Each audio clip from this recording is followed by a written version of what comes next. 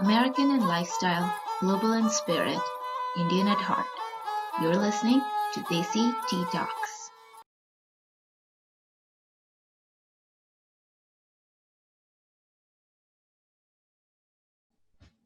Hello, everyone. Welcome to another episode of Desi Tea Talks. I'm one of your hosts, Manasi, and I have two co-hosts, Aishwarya.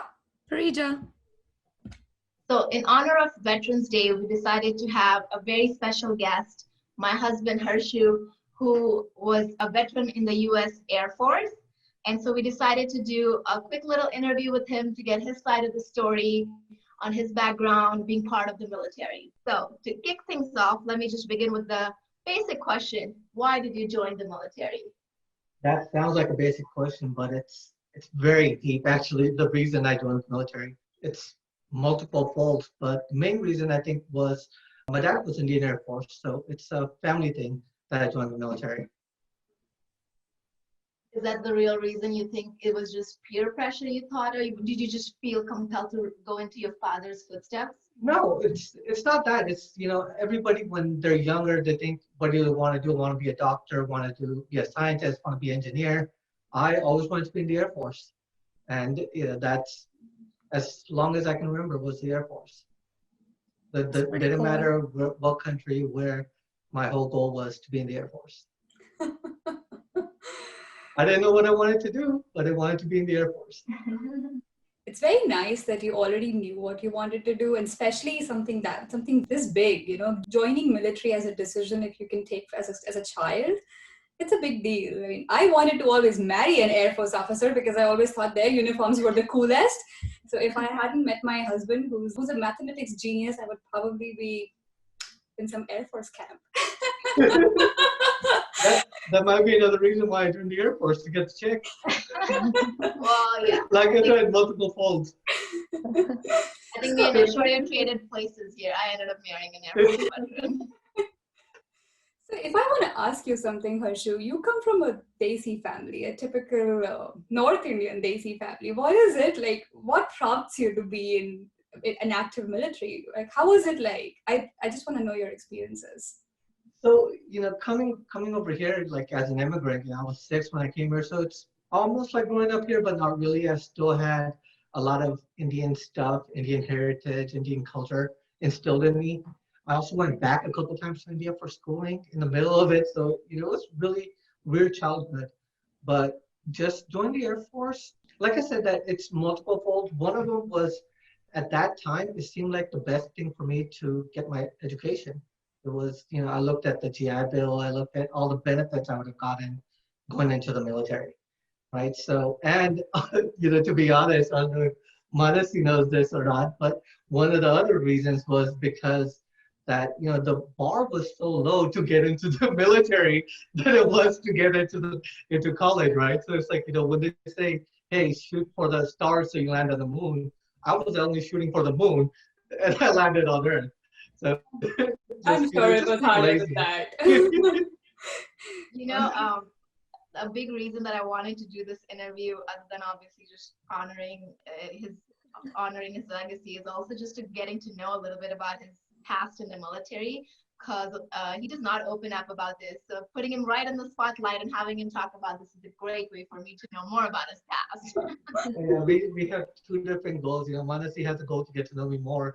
My goal today is to have her know as much as she does, or if not even less than she does already.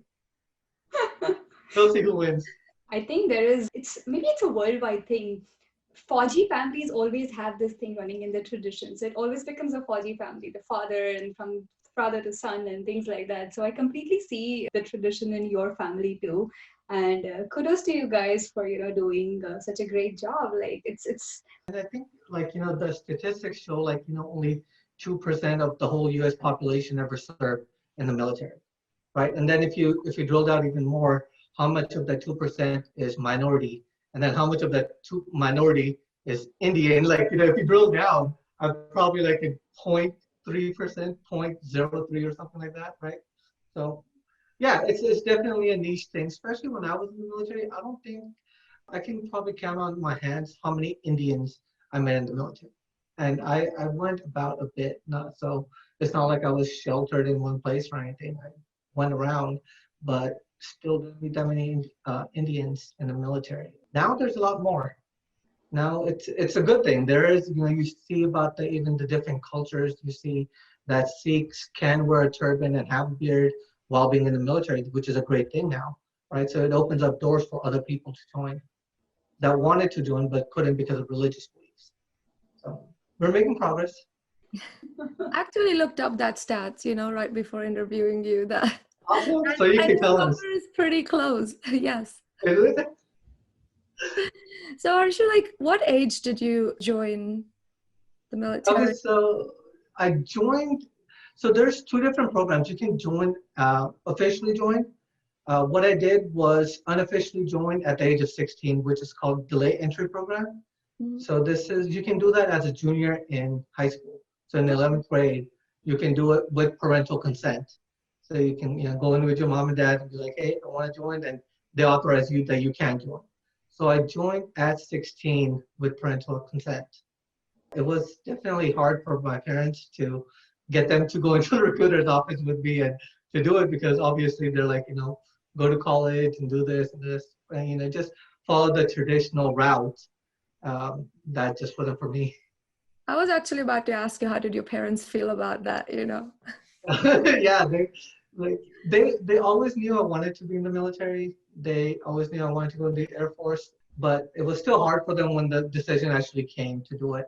And it's also because of the timing, right? I went into delayed entry program after September 11th. September 11th, 2001 just happened. And I signed my delayed entry program in December 2001, right? A couple months later. It was definitely that time that you sure you really want to do this, especially now when, there's a lot of things that could happen. And, we knew we were going to go to war. We knew something major was going to happen. It was different. Were you not scared? Me? No, I wasn't scared. Like, that was my dream. That was my plan, right? So think about it this way. If your plan is to go to college, you would do anything to go to college, right? If your plan is to get into science program or engineering program, or for Asia like you, become a professional tennis player, you're going to do anything and everything to become that person, right? So, that's what I did. And, again, Say, if like Parija wanted to do tennis and somebody wanted to become an engineer, we all do it. But yours actually comes with a big selfless clause. I cannot imagine a 17-year-old boy just thinking about being so selfless and being ready. I don't know what that sentiment is like. like I said, I want to get the chicks.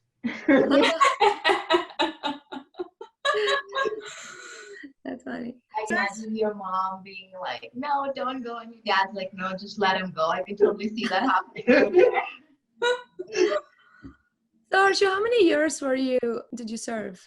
So I did 6 years active duty, 6.5 years active duty, and 6 years in the Guard. Guard is basically part-time, right? Weekend warrior. You go one weekend every month and 2 weeks a year. That's An interesting fact is when we met, he wasn't serving active duty, but he was still a part of the National Guard. I think it was a year into our marriage that you signed your papers to quit. to finally get out. It was a difficult decision, but I think it was the right one for us at the time, given a lot of circumstances. Oh, yeah. I've never been a military wife, like active duty wife. I've never had to have that constant worry about, sending when husbands are away in a different country fighting a war. I never had to live that. But even as a guard, I was constantly afraid of it because they could still get deployed. And I can't imagine what parents and family and wives of men who actually serve active duty go through. I can't even begin to process that. Oh, definitely. There's a big sacrifice on the family's end, more than the serving member, honestly. Like, every time there's a promotion ceremony, any kind of military ceremony, they do give special preference to the family, because without the family, without the wife taking care of things at home, the man cannot be out there doing it. And vice versa. There's a lot of women out there on the field deployed when the men are at home taking care of the children and the household, right? So those roles are not interchangeable. Right. So speaking of, were there a lot of women representatives? Like, was it obviously it wasn't equally represented, I'm sure, but was there a good representation of women? when you were in the military? So there were in certain fields, right? So medical field, technical fields, there were. I was a jet engine mechanic, so mechanic, not so many women, but other places, yeah, you did see women on base, and I'm like, why didn't I choose that career field? But but it's fine. I got a lot out of what I did. That's awesome. I mean, as proud as Manasi is to have you as her husband, we're super proud to have you as our friend. Thank you. So, Arsha, tell me a little bit about your boot camp training because I'm super curious to know about it. Like, how was it like? So boot camp. I actually got to boot camp on December 10th, 2002. He remembers the date. Yes, because my birthday is 2 days after I got to boot camp, and I forgot my birthday that year. The next year, the next day, when I was writing down the date, I'm like, it was my birthday yesterday. Like I totally forgot it was that stressful, that much, going on when you get there. It's called 0 week, so you get there on Monday or Tuesday, and they don't count that week as a week of your training. That's when you get all your uniforms, your paperwork, you're doing all that stuff. So when you go online and you look at, hey, how long is basic training? I think it's 7 or 8 weeks, but they don't count the 0 week, even though you get there at the start of the week, right? So that 1 week of your life is just it's called 0 week because again they don't count it. But I think it's also because you don't even realize you're in that week. There's just so much going on. And I remember the date just because of that. I turned 18 in boot camp, right? So that's a big milestone, and I didn't even know my 18th birthday. Is life really like that show Band of Brothers? Yeah, so the camaraderie is definitely there, right? So even now I haven't there's a couple friends that I haven't seen in maybe 10 years or so, and we still talk online, right? Or we'll email. And just the other day my buddy texted me. He's like, hey, I'm in Guam and I'm going to India. This says, can you make it at this time? And he's like, we always plan to go there, let's do it, right? And I'm like, I can't right now, maybe some other time. Or there's a marriage or something. It's like, we haven't talked for months, years. It's like, hey, I'm getting married. You have to be there. It's like that kind of thing. That bond doesn't go away just because we haven't spoken in so long. It's definitely a bigger bond than any other friendship that I've been with or any family member or anything like that. It's just completely different because you go through that growth together. Fair enough. So where were you stationed for most of your active duty? Best place in the world, England. Oh, nice. This is English for most of the time. I lived in Cambridge for most of that time that I was in England. And Cambridge, college town of Europe. It was brilliant time there. Well, Lots of Desi people in Cambridge too, right? I think at the university, come on. I didn't notice that many though. Like, obviously London had a lot of Desis, but Cambridge, like maybe about town, like, places where I was going where derelicts went to, Desis weren't there. I just didn't see that many. What were your living conditions like over there? Like your food and everything? So, depends. I've actually been very, very lucky in that case. Like food in the military, it's to a certain point is provided to you. You go eat in a mess and 3 meals a day, snacks and all that. Just go there and pick whatever you want or whatever is available. Just pick that up and go. So most of it was that I still don't cook. Manasi's the cook in the family. She cooks all the meals. If she doesn't cook, then I don't eat. That's just the way. It doesn't matter what time she comes home. It's always the same case. It's I don't cook, and food's never been a big deal for me. It's just whatever's out there, I'll eat it. I'll vouch for that. Yeah. So you never craved all the masala food that you would have eaten otherwise at home? No. Food has never been a big deal for me, except sweets, of course. As long as there's I think we sweets, all I'm know good. that. We all know that. So I think one of the questions that everybody's, I'm sure, burning to ask, so were you ever deployed into active war zone? Yeah. So I think we talked about it a little bit, maybe not too much, but yeah, I've been deployed to Iraq and to Afghanistan. And both those times, again, you all have known me for a while, and I never really talk about my military background or anything unless somebody else brings it up. Even the wars, I volunteered to go. It wasn't something that came down from the top that, hey, your name got picked to go. It was, hey, I'll go so somebody else with a family doesn't have to. Right? It was always that for me. Just even one person. I Yeah. never knew you were in Afghanistan and Iraq. I mean, I'm getting goosebumps, man. Come on. Yeah, we should ask about the food there. How is the food conditions and living conditions?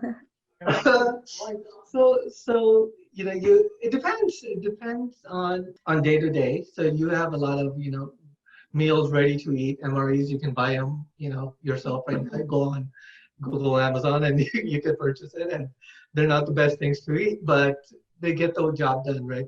Each packet is about 2,500 calories. So you have one, and you're good for the day. And biggest thing over there, I think, was no alcohol, which was hard for me. Coming from I a Punjabi actually, family, it's definitely hard for you. Oh yeah. No alcohol was hard. I actually tried one of those military ready-to-eat packets when I was backpacking in Grand Canyon, and they were not the best, but they did the job. So Yeah, because you got to choose which one you wanted to buy. Imagine now, thousands of them in a room, and you just pick whichever one you get.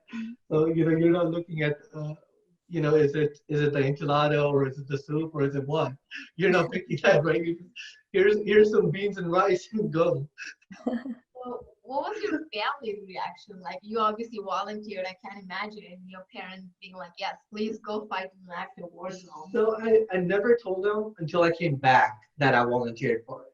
I did not know So that. brave. Okay. Yeah, I didn't tell them that I volunteered to go. Like, they knew I went, but they didn't know that I volunteered to go. It was, yeah, I didn't want to scare them or anything, anything like that. So I told them after I got back that, yeah, I went, and it was because I volunteered and nothing else.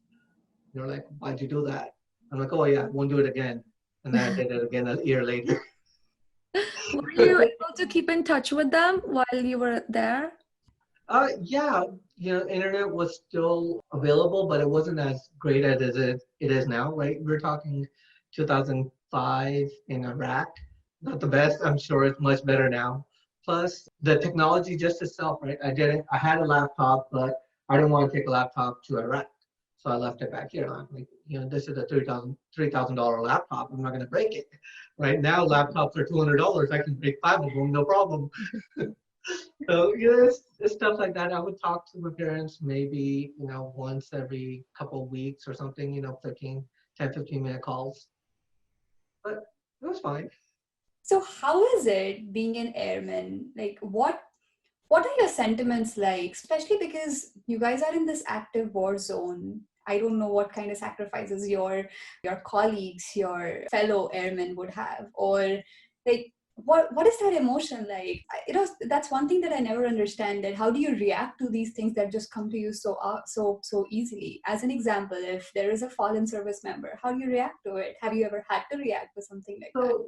So you just fall back on your training. You just do. It's a second nature kind of thing. It's something happened and you just react. That's it. It's definitely second nature. You don't even think about it. It just happens, and it's weird. Like you said, it like we went to what's that, Knott's Berry Farm Halloween Fest or something like that, and the whole point of it over there is to scare you, right? But my military instinct kicked in, and I'm like seeing 20, 30 feet ahead. I'm like, that dude is gonna jump from there at that point, and for whatever reason, for exactly the reason I said he's gonna jump from there, he did jump from there. He tried to scare it. I wasn't able to get scared at all.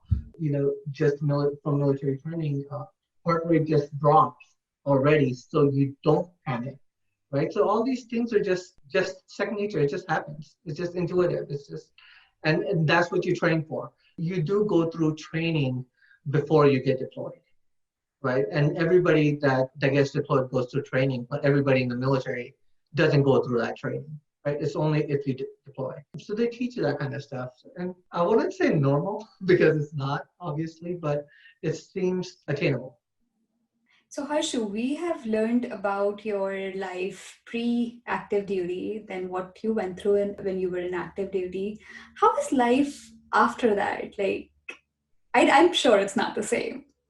Oh no, when I got out of the military, active duty military, I really felt out of place when I got out, right? Especially that first week, month, 2 months. 2 months, it was just really, what am I doing with my life kind of thing. I got out in 2009, market crashed, no job outside, right? It was a really hard time. I got out March 2009. It took me about a month and a half to land a job. So that full month and a half, did I make the right decision? I was getting paid, I was learning, I was doing this, that, all that stuff going through my mind. Plus, I just missed the military structure, right? I missed getting up at a certain time and not having to worry about what am I going to wear. I knew I had to wear a uniform and go to work. That's it. And it's a big thing for me. I tell Machimasi all the time that sometimes just going to work in the morning is such a hassle because what do I wear to the office? This is pre-COVID-19, of course.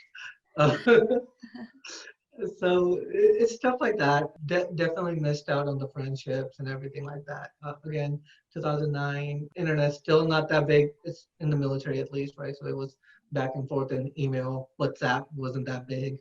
Yeah. So that was the case. But I knew I wanted to get out, and I got out for a reason, was to just finish school, and that was my biggest goal. Was okay. 6 years have passed, and I haven't done school yet. So time for fun is over. Just start buckling down and go to school. So do you want to tell everybody how quickly you finished school because the GI Bill was paying for it? Oh, so yeah. So one of the reasons I joined the military was for the GI Bill to pay for my school, and it worked out really well for me. I took advantage of it to the extreme. I joined the Air Force with no degree at all. And when I got out, I still didn't have a degree. And about 4 years later, I think 4 years later or so, I had 2 associates, a bachelor's, and 2 masters in 4 years. That is while working full time. I don't know how you did it. And that's completely while working full time. So I just busted butt. And I'm like, I'm way behind in my educational goals. And just do it, and doing 18 units a semester kind of thing while working full time, while driving 2 hours to go to work every day one way. It was challenging, but it was fun. It was completely different. Well, your training helped, hustle through this sector. Yeah. Those 4 or 5 hour sleep days in the military helped when I was doing the same thing outside. So do you want to tell people a little bit what the GI Bill is and why you finished school so fast?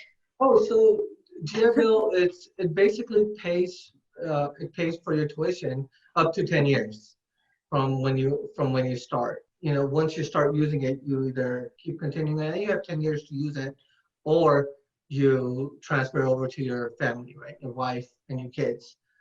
Obviously, I didn't have a wife at that time, and we don't have any kids. So I'm like, all right, so I want to use it because I had already started with some classes. It was just that, within 10 years, I have to finish it or I'll lose. And the goal was, if I stop again, my thought was that if I stop again, I'm never going to start again. So just one after another, just keep going. And 4 years flew by. So what did you get your degree in? So I have aviation maintenance technology as an associate. I have space operations as an associate. I have a bachelor's in technical management. I have an MBA, and I have a master's in information systems. That's it? Right now, I'm still looking to get into a PhD program. Yeah, like how we feel proud. Oh, I have a master's. We have to pretty proud of myself. And then I look at him and I'm like, okay, then. All right. I took my own sweet time finishing all my degrees, and here he is working full time. It's pretty incredible for sure. Do you miss? So does Mansi compensate for your military camp here at home?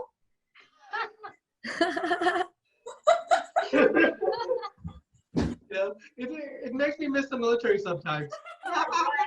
We'll talk about this after this recording.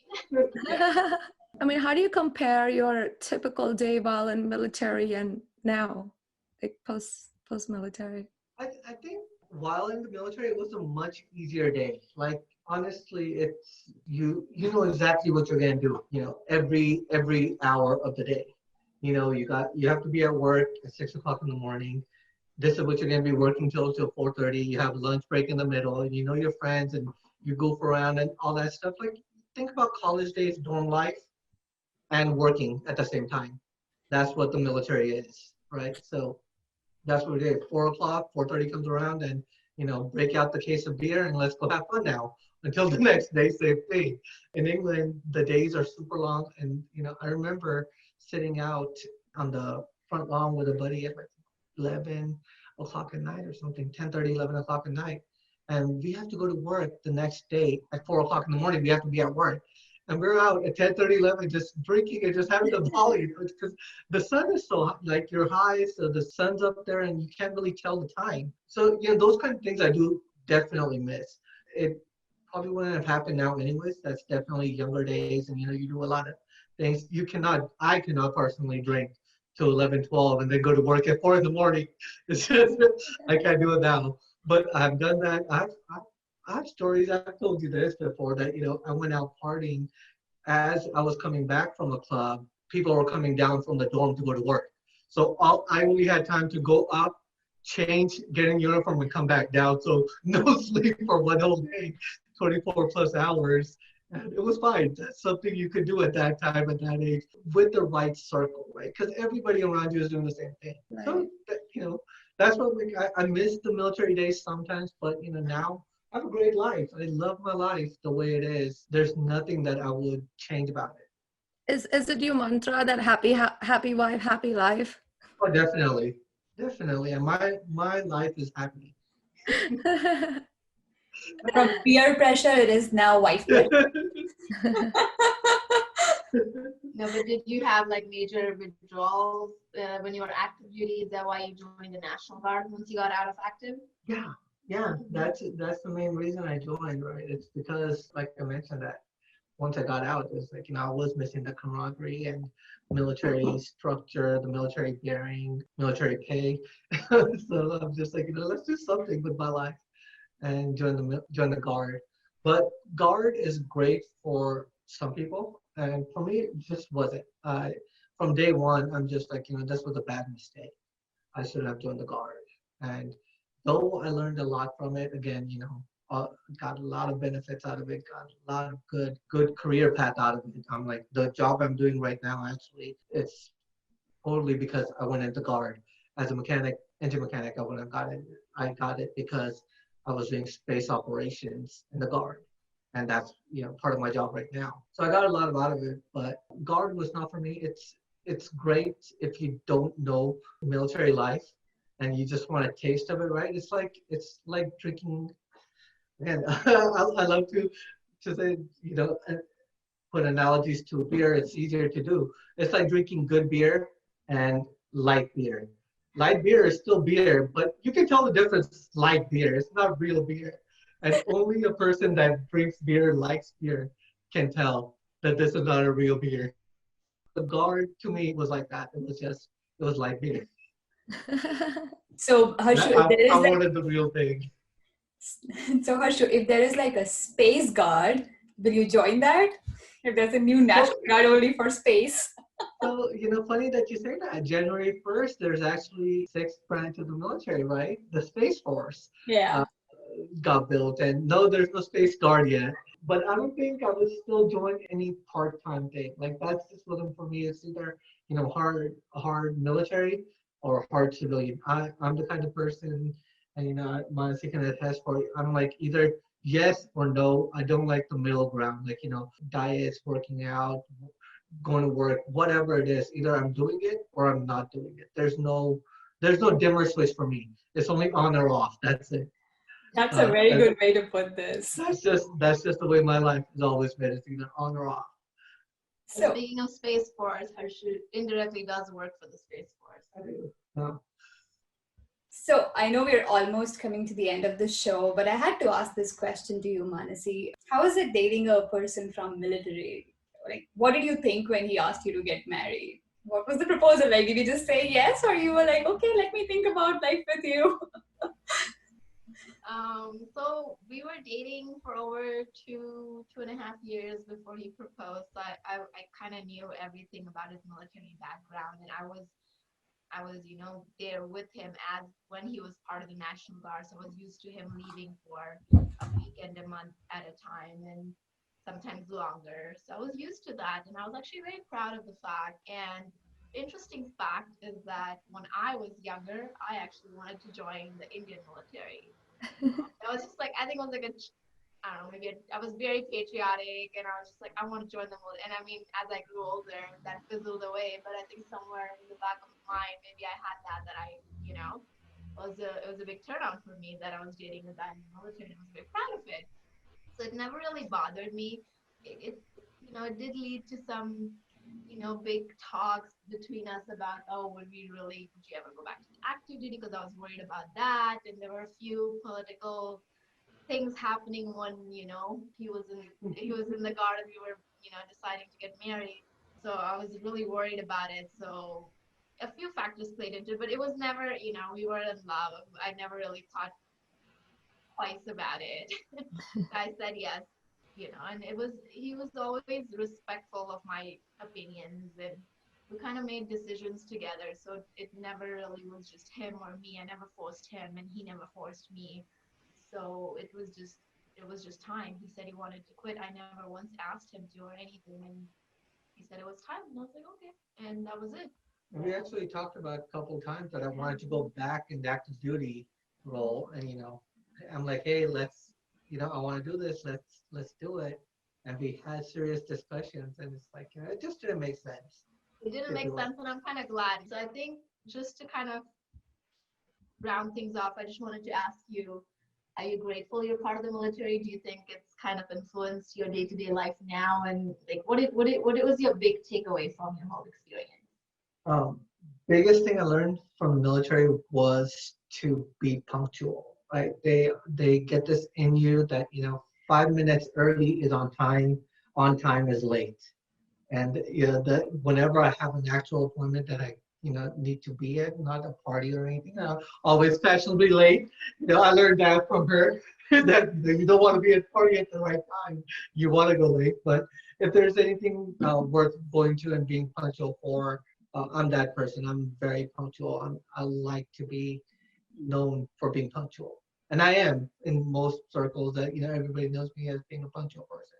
And I get pretty upset when I have to wait for somebody talking to you. Yes. Other than that, like life's definitely taken me in a lot of different direction, and mainly was from joining the military. Loved every day of my life in the military. There were hard times, fun times, good times, bad times, but still enjoyed it. Still think about it. Still memories, and best thing about, and that they say the best thing about military and best thing about more than anything is basic is to remember basic, right? When you're in hell, you hate it, but you come out of it and you like it, and you're like, hey, this happened to me. One of the funny stories I'll tell you guys. I think I've told you this before. I'm not sure, but basic and how chaotic everything is. It's a very simple sentence when you get there the first day. They tell you first sentence is sir or ma'am, airman or trainee at that time. Trainee Sharma reports as ordered. Right? Very 5 or 6 letters. Again, sir or ma'am, trainee Sharma reports as ordered. Basic sentence. You will not believe how hard that is to iterate when you have to do it under pressure. It's the most difficult thing. I remember talking to a female training instructor, and I told her, because everybody that I interacted with before her was sir. So the first thing that came out of my head was, out of my mouth was, sir, trainee Sharma reports to order. And she goes, the last time I checked, I was a female. And I'm like, oh my God, what did I just say to who? And she just went into me. And that's one of my memories at that time scared the heck out of me. But now I can look back and laugh about that, 18-year-old that's just scared out of his boots because he said that. And then, I heard a rumor that, there's someone else in the group that almost went into the military or wanted to go into the military. I Are you talking about me, Harshu? I gave you some side Yes. stories. Well, I actually, back in college, I saw a form that you join the Indian Army, join Indian Air Force. First of all, I wanted to go in the Air Force because of the whole uniform, and I liked their jackets and all that look. It was pretty I nice. have the jacket too. Yeah. And the flight suit.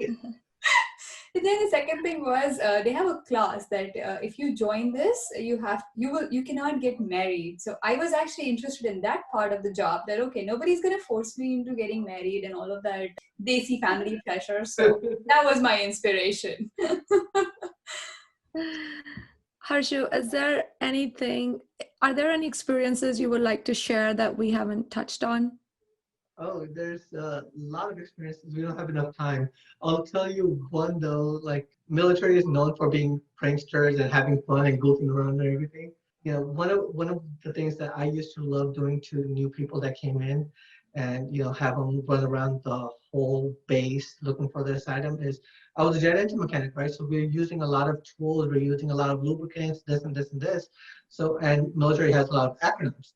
So we'll be like, I'll be like, hey, go get me ID 10T, right? And ID 10T, ID 10T. So this guy is running around the base, and everybody that's part of it knows this joke already, right? They're in it. And they're like, oh, so he goes to one office, ID 10T, he's like, and he goes to the back and looks, I don't have to go check over there, right? So he's like, he goes to the next one, ID 10T, ID 10T.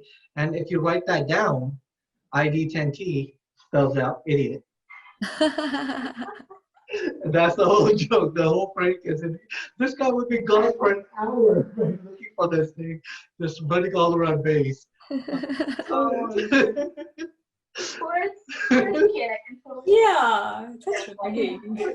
It happened to me too. The rite of passage. I guess we'll have to do round 2 to know more about this, huh? Oh yeah. Yeah, there's definitely a lot more interesting stories by the sounds of it. Oh, definitely. Got plenty more. I don't think I told you too much.